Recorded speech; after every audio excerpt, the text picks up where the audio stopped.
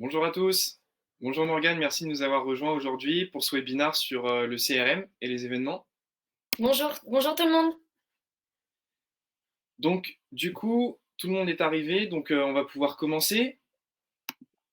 Alors, aujourd'hui, on va parler de l'intégration des données événementielles dans le CRM.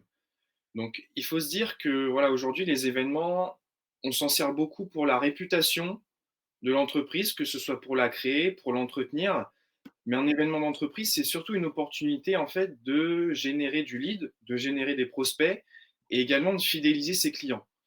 Mais pour autant, aujourd'hui, il y a une stat qui est très intéressante, c'est que 4 entreprises sur 5 n'arrivent pas à mesurer le retour sur investissement de ces événements. Et c'est simplement en fait par manque d'outils adaptés. Donc, en fait, qu'est-ce que ça entraîne? Ça entraîne une absence de vision stratégique qui englobe les événements dans la stratégie digitale de l'entreprise. Donc en fait, bien que l'événement il ait lieu de manière physique, de manière offline, l'organisation d'un événement d'entreprise, ça se fait essentiellement online, donc via des outils digitaux que beaucoup d'entre vous maîtrisent déjà et qui permettent de créer des listes de contacts avec des participants potentiels qui s'inscrivent en ligne. Donc là encore, on a tout un parcours participant qui se fait en ligne, au même titre que les leads, par exemple, qui sont obtenus sur les téléchargements de vos contenus, sur vos sites internet, par exemple, ce genre de choses. Et ces contacts, ils pourront être qualifiés à la suite de l'événement et transformés en prospects par les équipes commerciales. Mais pour ça, en fait, il faut se dire que le CRM, quand vous en avez un, il doit vraiment être replacé au centre de la stratégie événementielle de l'entreprise.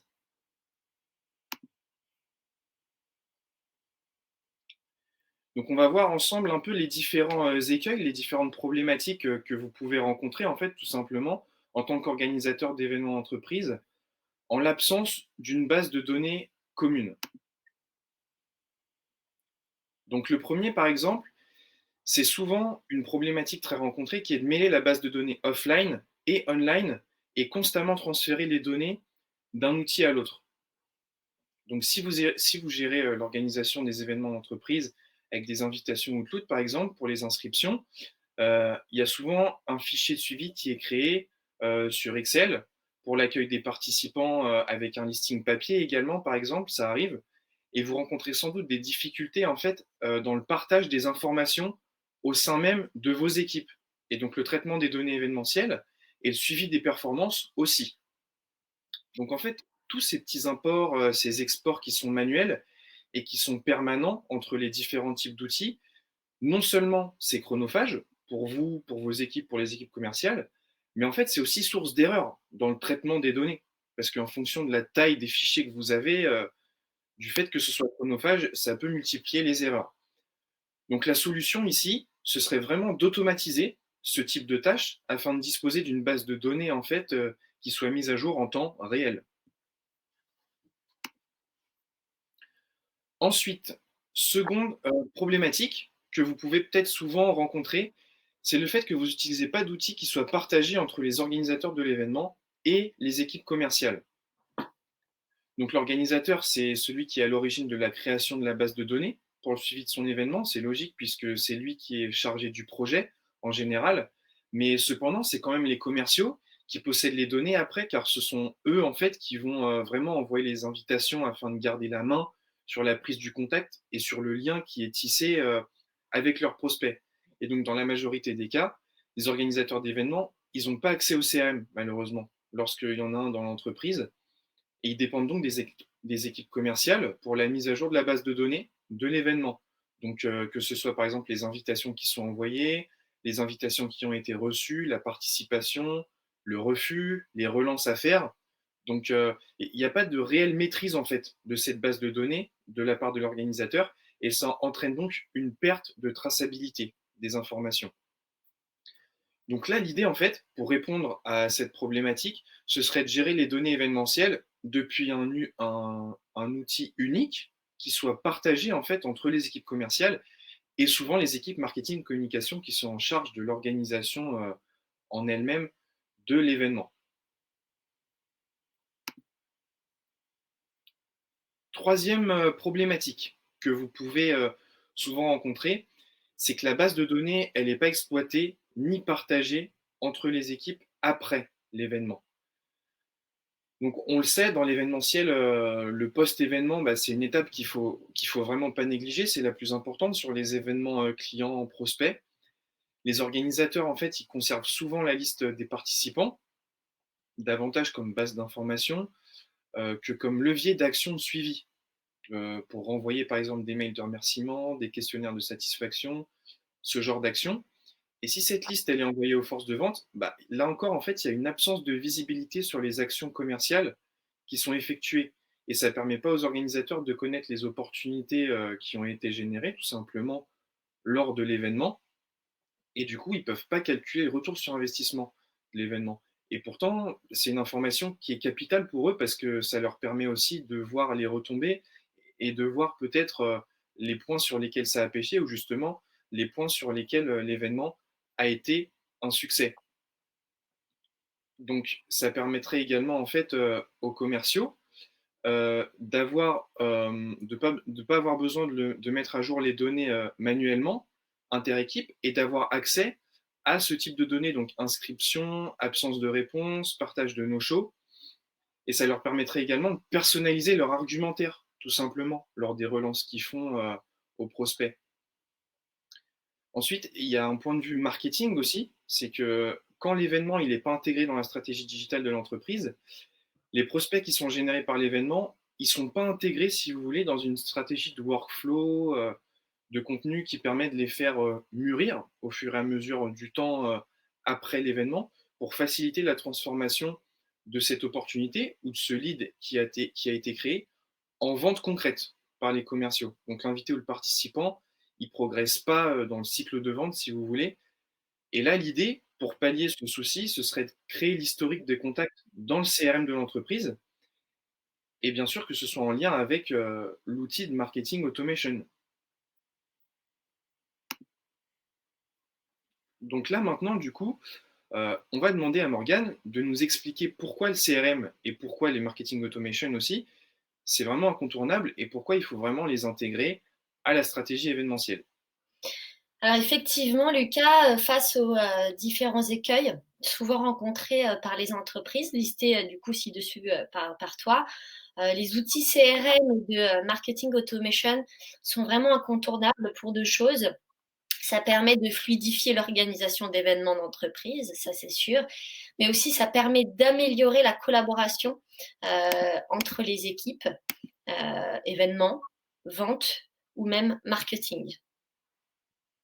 Alors, si je fais également un petit rappel sur nos outils, les CRM, plateformes de gestion de la relation client, permet de collecter et de traiter des informations de contacts commerciaux. Ça peut être aussi des opportunités business créées qui permet à la fin de conduire ces leads à la conversion en fonction de leur profil, de leur comportement. Donc, par exemple, HubSpot Sales Hub, où il y a Salesforce, il y a même Microsoft Dynamics ou encore Pipedrive. Il y en a plein, hein, ça c'est sûr. Là, j'en cite que quelques-uns les plus gros.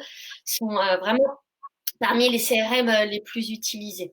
En ce qui concerne les outils de marketing automation, concrètement, ces outils, tels que HubSpot Marketing Hub, ou alors il y a même Salesforce Pardot, ça offre la possibilité de mettre en place et d'envoyer automatiquement au contact de son CRM, en fonction de leur maturation et d'un score attribué à ce lead, des workflows d'email, des contenus destinés vraiment à les mener à la conversion.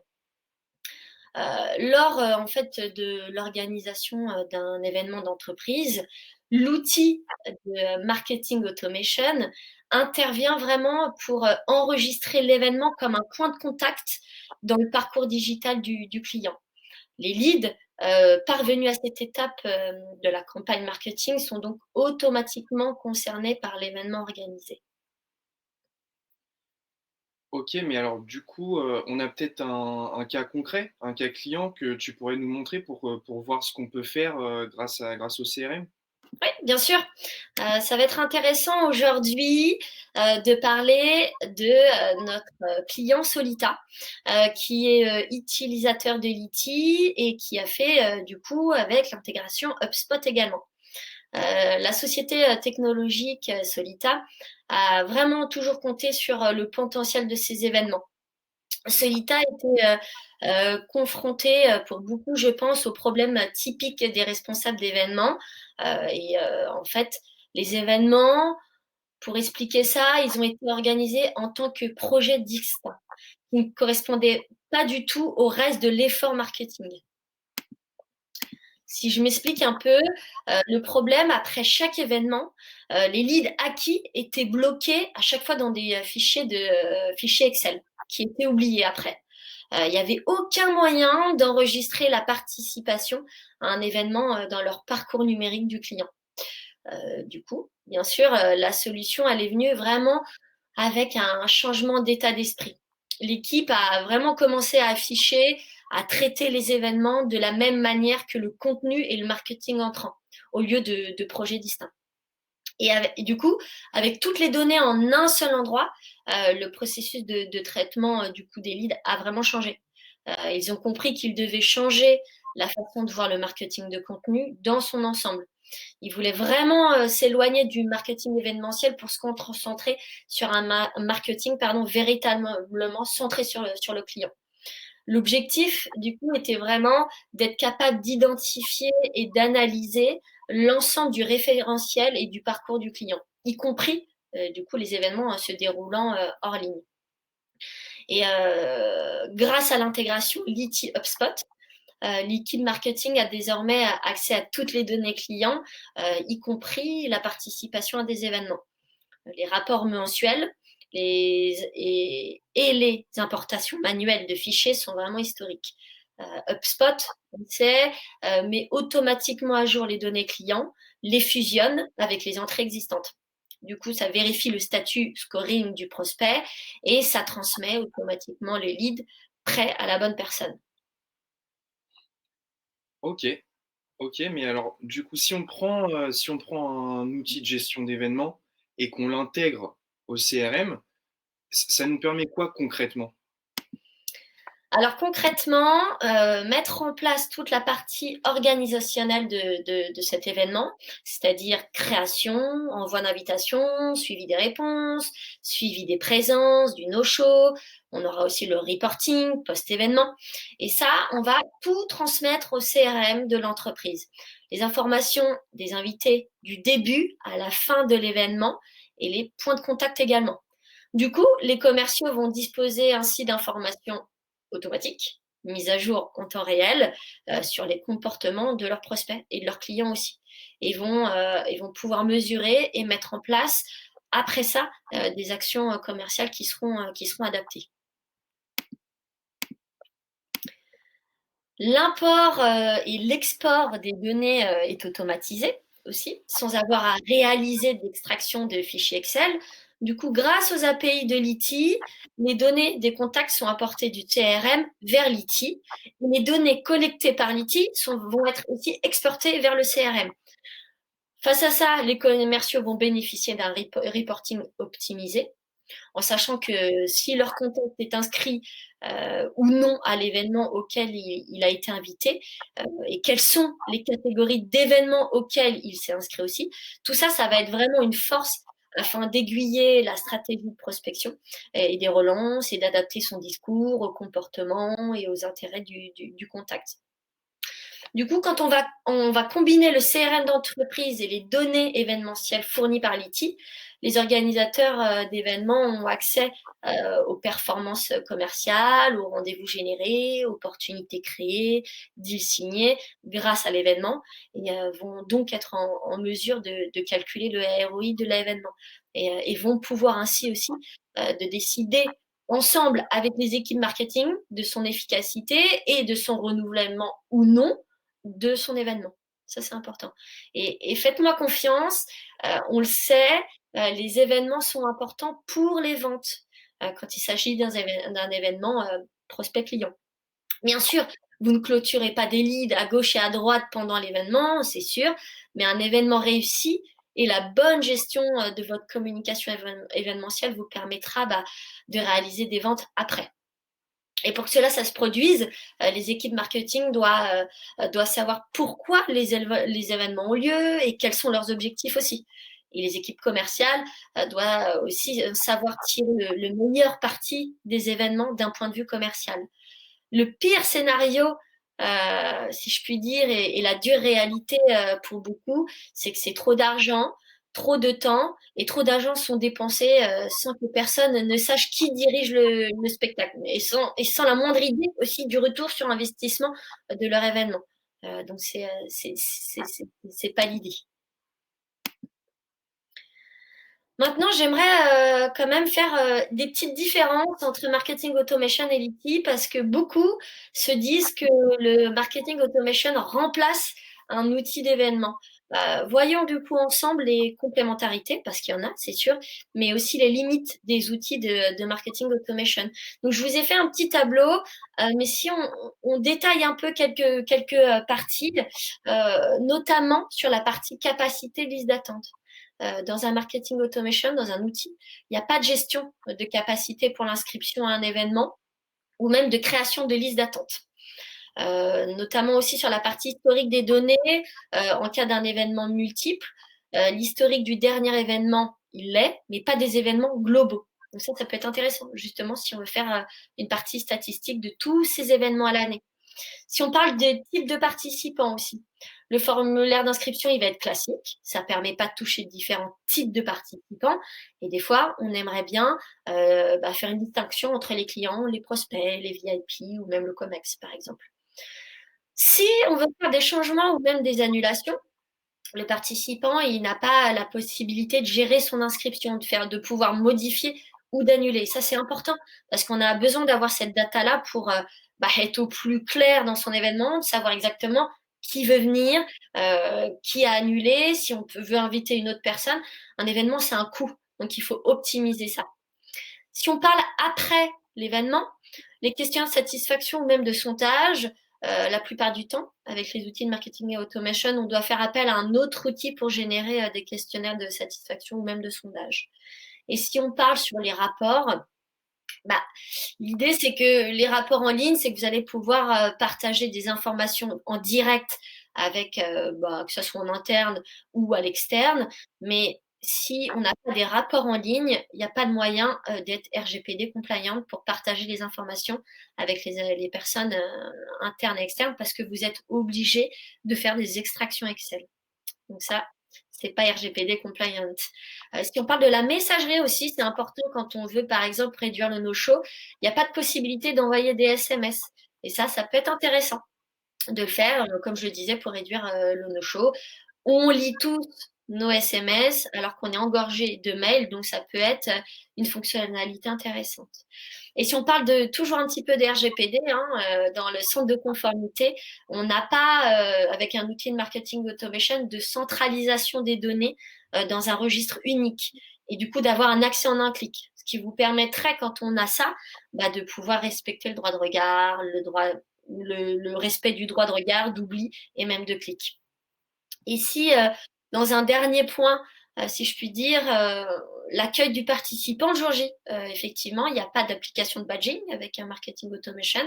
Donc, le fait de pouvoir scanner le QR code ou faire une recherche par nom, les données sont synchronisées dans le back-office en temps réel.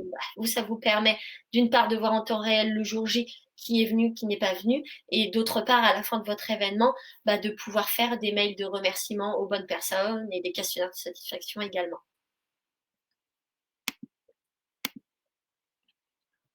Ok, merci Morgane.